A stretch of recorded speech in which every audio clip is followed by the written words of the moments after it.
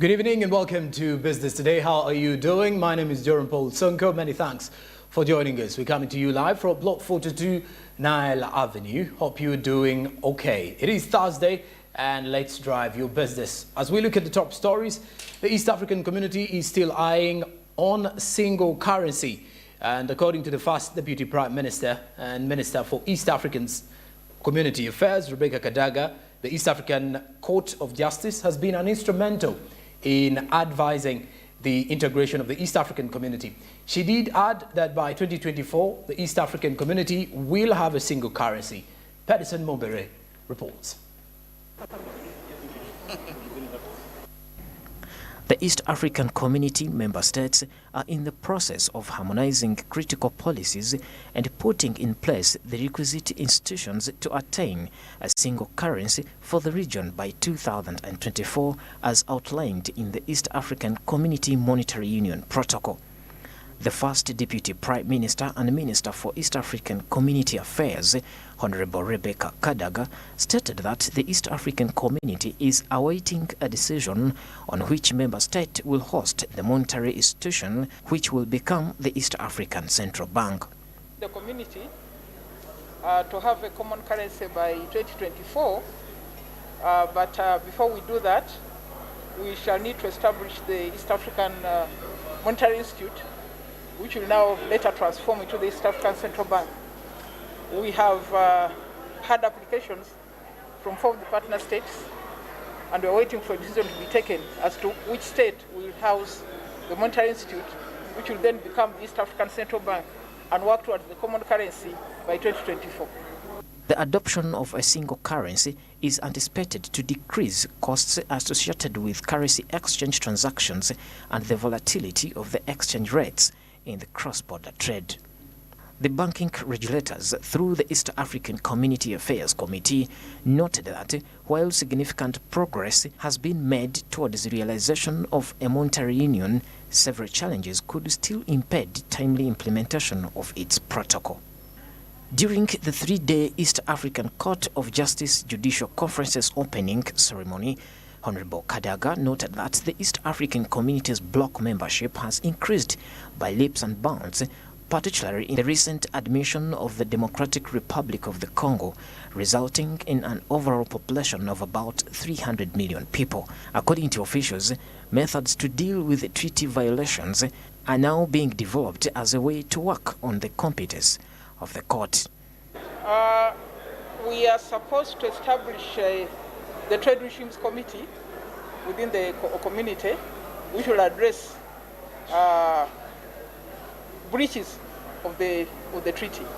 It has not been set up, but at the next council in November, it's one of the things we are going to discuss and establish.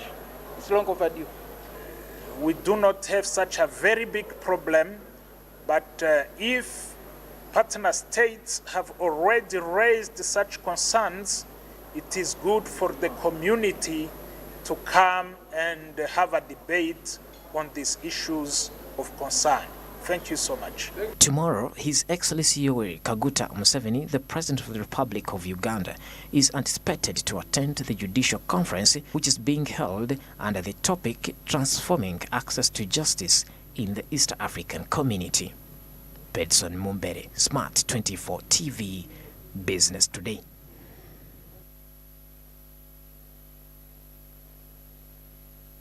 All right, now, besides that, let's look at the Uganda Revenue Authority quarterly performance.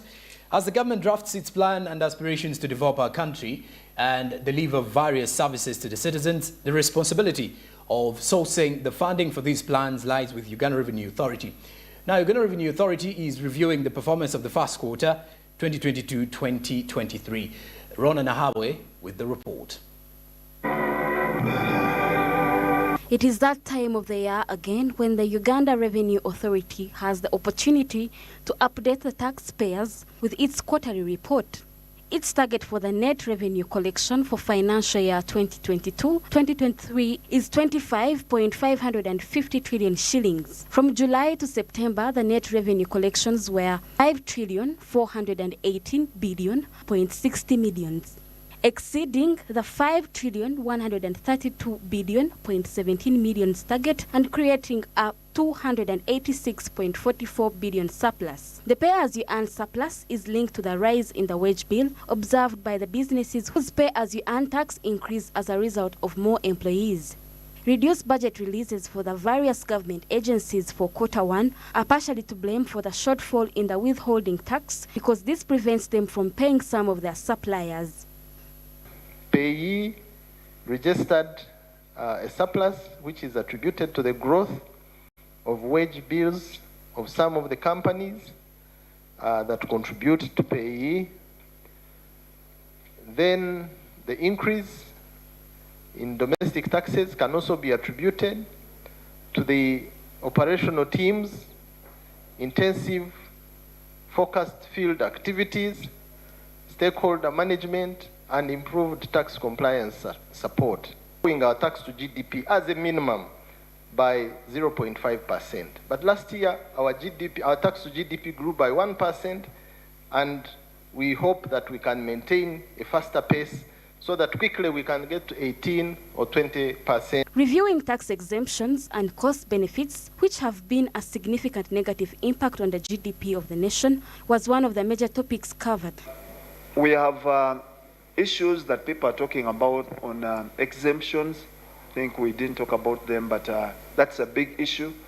2 percentage points of GDP is estimated to be lost through exemptions.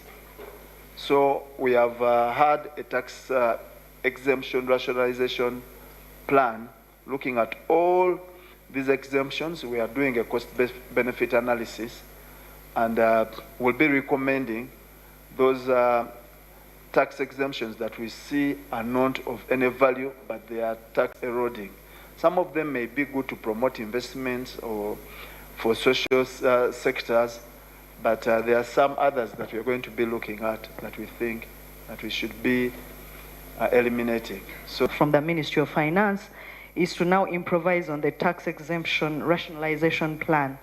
Now, if that plan is there, it will reduce on the fixed cost structure of an MSME to survive so that they can now move the saved money from taxes into funding the loan obligations, funding the pay-as-you-earn, funding all the other obligations so that their profitability is preserved for them to survive.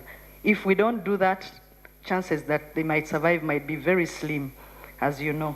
In fact, if you go to UBOS, the people who are collecting statistics on taxes, on companies, you will find that they have reduced, there's a reduced number of people filing the same as URSB, because most businesses have run out of cash liquidity to meet their day-to-day obligations.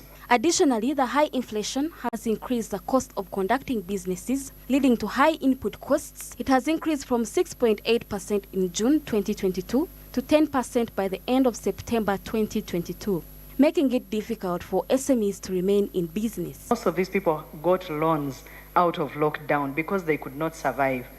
And when they got loans, the banks did not waive those loans, they just restructured them. They deferred the payments. The obligations never went away, so very many people are actually struggling because the costs were simply deferred. Now, when the costs were deferred, and then they met with the imported inflation out of the war of Ukraine, and then they also met, the